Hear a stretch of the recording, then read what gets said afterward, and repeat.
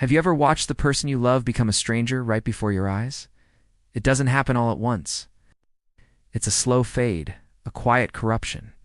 For me, it started with the cold blue light of a phone screen in the dead of night. My wife Sarah was deleting her call history. Every single night like a ritual, she thought I was asleep. She thought I didn't notice the slight shift in the mattress, the faint glow on her face, the tiny, deliberate clicks. But I saw everything.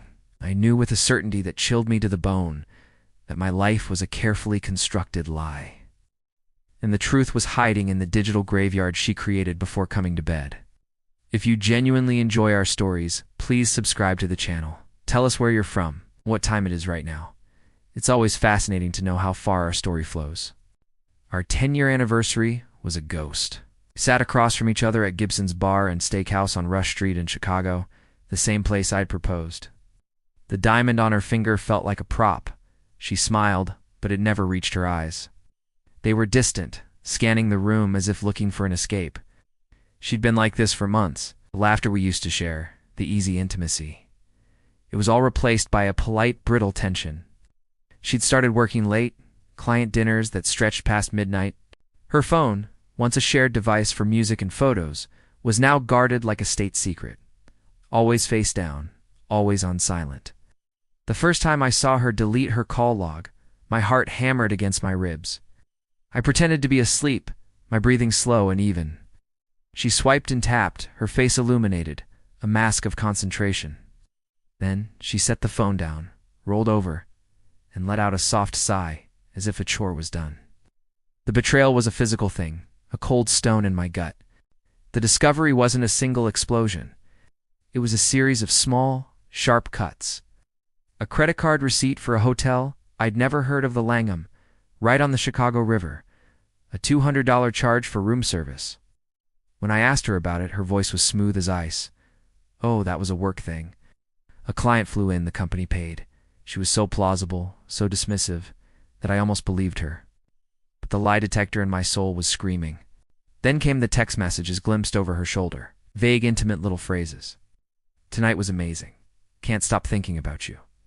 When I'd get close, she'd angle the phone away with a sharp, irritated movement. Can I have some privacy, please? She'd snap, her eyes cold and hard. She was turning me into the villain, the paranoid, controlling husband. The man she was cheating with was named Mark. I found out from a mutual friend who'd seen them at a quiet bar in Lincoln Park, her hand on his, their heads close together. Mark was a smug real estate developer, the kind of guy who wore his wealth like a suit of armor. They felt untouchable. They'd laughed together in public, Sarah's hand brushing his arm. Wow. A little inside joke passing between them while I stood a few feet away, feeling like a fool. The breaking point came on a rainy Tuesday. I came home early, wanting to surprise her. I found her in the living room on the phone. She didn't hear me come in. Her voice was different. Tit was soft, breathless, the voice she used to use with me. I miss you too, Mark, she whispered. No, he has no idea. He's so predictable. She laughed, a low, cruel sound. I'll see you Friday, the usual place. My world tilted on its axis. Predictable. The word echoed in the silent apartment after she hung up. I was the stable ground she stood on while she reached for something more exciting. I stumbled back out the door, my chest so tight I could barely breathe. I walked for hours in the rain, the city lights blurring through my tears. The humiliation was a fire, burning away the man I used to be. The loyal husband, the predictable man. He died on that sidewalk. And in his place, something cold and strategic began to form. From that day on, I became a ghost in my own home.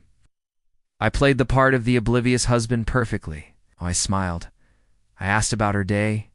I brought her coffee in the morning. But inside, I was gathering my weapons. I hired a private investigator, a grizzled ex-cop who operated out of a dusty office in the Loop. He was expensive, but worth every penny. He gave me photos. Sarah and Mark, kissing in a parking garage. Sarah and Mark, checking into the Langham, her arm wrapped around his. He gave me dates, times, records. I opened a new bank account and began quietly moving half of our joint savings. I consulted a lawyer, a shark in a $1,000 suit, who laid out the battlefield for me. Illinois is a no-fault divorce state, but he explained how proof of infidelity could be leveraged in the division of assets, especially when marital funds were used to facilitate the affair. I was building a fortress of evidence, brick by painful brick. The trap was set for our annual charity gala, an event Sarah chaired. It was her crowning social achievement of the year. Mark would be there, of course. He was a major donor. I thought they were so clever, hiding in plain sight. 2 weeks before the event, I accidentally left my laptop open. On the screen was an email from our financial advisor about a surprise anniversary trip. I was planning for Sarah a month in Tuscany, all expenses paid, non-refundable. I saw her see it. Flicker of panic, then greed, crossed her face. She thought she could have it all. The night of the gala, she was radiant in a shimmering silver dress. She floated through the ballroom of the Drake Hotel, a queen in her court. Mark was by her side, a proprietary hand on the small of her back. They looked at me with a kind of pity. Poor, predictable husband. At 9 p.m., just as Sarah was about to take the stage for her big speech, the lights dimmed. But instead of a spotlight on her, the massive screens on either side of the stage flickered to life. It wasn't the charity's logo that appeared. It was a photo. Sarah and Mark locked in a passionate kiss in that parking garage. A collective gasp went through the room. Sarah froze, her face a mask of horror. Another photo flashed the two of them, laughing, walking into the Langham. Then another, and another. A slideshow of her betrayal set to a haunting piano track. The room was dead silent, 1,000 pairs of eyes darting from the screens to Sarah, to Mark, to me. I stood near the back, my face impassive. Mark's face went pale, then purple with rage. He looked at Sarah with pure venom before turning and stalking out of the ballroom, his social standing in tatters.